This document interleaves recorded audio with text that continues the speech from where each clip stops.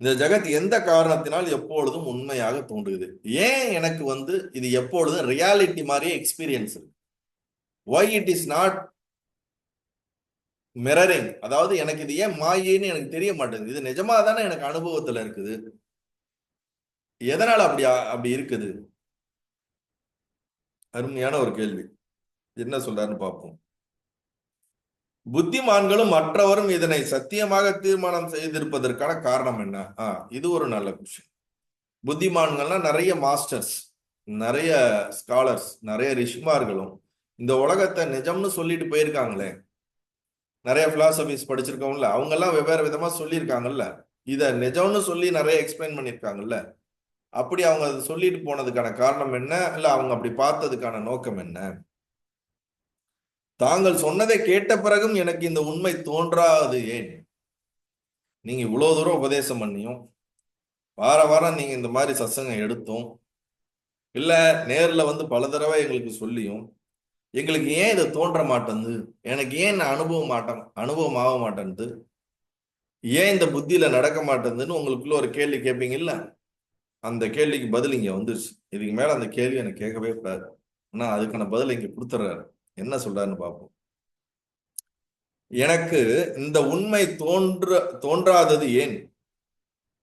என்னுடைய பிராந்தியை நீக்குமாறு நாதா கிருபையுடன் எனக்கு சொல்ல வேண்டும். என்னுடைய பிராந்தியை நீக்குமாறு எனக்கு கருணையோட சொல்லுங்க அப்படின்றான்.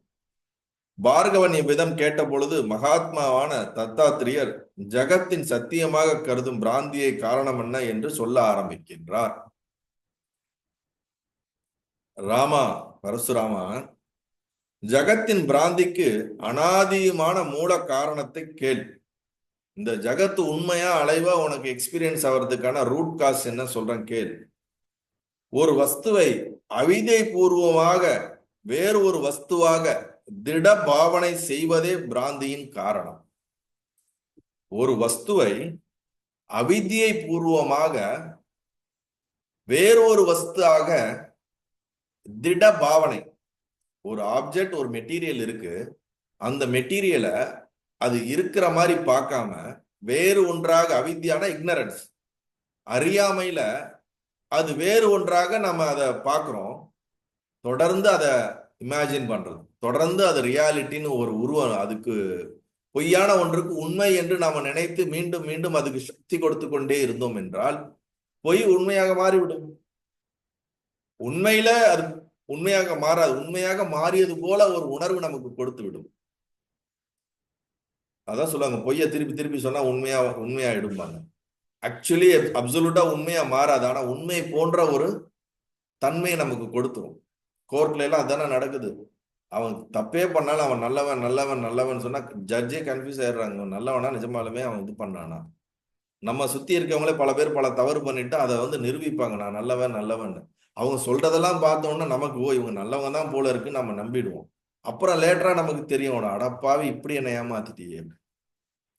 அப்ப பொய்யை உண்மையாக நாம வந்து எடுத்து சொல்லிக்கொண்டே இருந்தோம் என்றால் அது உண்மை என்ற தோற்றத்துக்கு வந்துவிடும். ஆனா உண்மையில உண்மையா இருக்காது. அததான் இங்க சொல்றாரு. ஒரு வஸ்துவை வேறொரு வஸ்துவாக பார்ப்பது, கயிறை பாம்பாக பார்ப்பது. கயிறு தான் இருக்குது, நீங்க பாம்பா பார்த்துட்டீங்க. பாம்பா பார்த்துக்கிட்டே இருக்க இருக்க, நீங்க ஒரு வீட்டுல இருக்கீங்க, டார்க்னஸ் தான் இருக்குது, வீட்டுக்கு வெளியே வர்றீங்க, இருட்டா இருக்கு, காலைல 4 மணி 3 மணிக்கு வெளியே வர்றீங்க, ஒரு கயிறு கிடக்குது. நீங்க எதாச்சா பார்க்கும்போது கயிறுன்னு பார்க்கல, அது பாம்பா பாக்குறீங்க. பாம்பா பார்த்துட்டீங்கனாலே அவிதியால பார்த்துட்டீங்கன்னு அர்த்தம். ஐயோ பாம்பு இருக்குன்னு உடனே பயம் வந்துருது. அப்ப திருப்பி திருப்பி அது போயிடுச்சான்னு கதவை திறந்து திறந்து எட்டி எட்டி பார்த்தா அங்கேயே இருக்குதுங்க. காலைல 4 மணில இருந்து அங்கேயே இருக்குதுங்க, எங்கேயும் போவே இல்லைங்க. ஐயோ பாம்பு இருக்கே பாம்பு இருக்கே பாம்பு இருக்கே. அப்ப திரும்பி திரும்பி பாம்பு இருக்குன்னு அது பாவம் காத்துக்கு இந்த பக்கம் அந்த பக்கம் நகர்ந்துருக்கும். உடனே நம்ம நினைச்சிருவோம், ஆஹா அது இங்க பக்கம் நகருது, அங்கேயே இருக்குது. அப்ப மீண்டும் மீண்டும் அதை பாவனை செய்யும் பொழுது அதற்கு நாம் உயிர் கொடுக்க ஆரம்பித்து விடுகின்றோம். இல்லாத ஒன்றை இருப்பதாக நினைத்து கொண்டு அதற்கு நீங்கள் மீண்டும் மீண்டும் உயிர் கொடுத்து கொண்டே இருந்தீர்கள் என்றால், நீங்கள் சக்தி கொடுத்து கொண்டே இருந்தீர்கள் என்றால், நீங்கள் கொடுக்குகிற சக்தியினால் அது உண்மையாக்கிவிடும். ஏன்னா நீங்களே வந்து சித்து, நீங்க உண்மையிலுமே வந்து என்னது, உணர்வு பூர்வானவர்கள். புரியுதா இல்லைங்களா? நடக்காத ஒரு விஷயம், ஒரு இல்லாத ஒண்ணுக்கு நீங்க கற்பனையா அது உயிர் கொடுத்துட்டே இருந்தீங்கன்னா அது உயிரோட்டமான மாதிரி தெரியும். அதனாலதான் அலோசினேஷன் சொல்லுவாங்க. பிராந்தினா வேற எதாவது அலோசினேஷன் நினைக்கிறேன். அதான் வேர்டான்னு கரெக்டா இருக்கும்னு நினைக்கிறேன். இந்த உலகமே ஒரு அலோசினேஷன் மாதிரி நம்ம மனதினால ஒரு கற்பனை செய்துப்பட்டது. கற்பனை செய்யப்பட்டதுக்கு அப்புறம் அது உண்மைன்னு நம்ம திடமா நம்புறோம். உண்மைன்னு நம்பினதுக்கு அப்புறம் அது ரொம்ப ஸ்ட்ராங் ஆக ஆக ஆரம்பிக்க அது நமக்கு அதுக்கேத்த மாதிரி நமக்கு பலனை கொடுக்க ஆரம்பிச்சு. இன்னும் உதாரணம் சொல்ல போகணும்னா, அது சயின்ஸ் ஒரு பக்கம் இருந்தாலும் ஜாதகத்தெல்லாம் பார்த்தோம்னு வச்சுக்கோங்களேன், சில பேர் ரொம்ப அந்த ராசி பலன்ல ரொம்ப மூழ்கிடுவாங்க. இது இந்த கோழிக்கு இருக்கு, அந்த கோழிக்கு இருக்கு, கொஞ்சம் லைட்டா தூரமா இருக்க வரைக்கும் ஒன்றும் தெரியாது. ரொம்ப டீப்பா உள்ள போயிட்டாங்கன்னா, ஓ இன்னைக்கு வந்து இது, நாளைக்கு அது, இதனாலதான் இது நடந்திருக்கும், அதனாலதான் நடந்திருக்கும். ஏதாவது ஒண்ணு நடந்தாலும் பாரு, இதனாலதான் அது நடந்தது. அது ரொம்ப டீப்பா போயிட்டாங்கன்னா அவங்க அவ்வளவுதான். அது அந்த ஒரு சுழற்சிக்குள்ள மாட்டிக்குவாங்க. எது நடந்தாலும் அதோட கனெக்ட் பண்ணி பார்ப்பாங்க. அப்ப அதனாலதான் இது நடந்ததுன்னு அவங்களே தீர்மானம் பண்ணிக்குவாங்க. மேபி அதனால இல்லாம கூட இருக்கலாம். ஒருத்தர் தவறு என்று நம்ம முடிவு பண்ணிட்டோம், அவர் ரைட்டாவே இருக்காரு, தவறுன்னு முடிவு பண்ணிட்டோம். முடிவு பண்ணதுனாலே அவங்களுடைய செயல்கள், அவங்களுடைய இது எல்லாத்தையுமே நம்ம பார்க்கும் போதெல்லாம் தவறா தவறா தவறா நமக்கு தோன்றிக்கிட்டே இருக்கும். சில பேர் தப்பா இருக்கிறப்பல நல்லவங்களா பார்க்க ஆரம்பிச்சிருவோம். அப்ப அவங்கள தப்பா அவன் பண்ணக்கூடிய மத்த சின்ன சின்ன தவறுகளும் நல்லவரா தவறாதான் சரியாதான் செய்வார். அப்ப எங்க பிரச்சனை? நம்மளுடைய இங்க புத்தியில பிரச்சனை.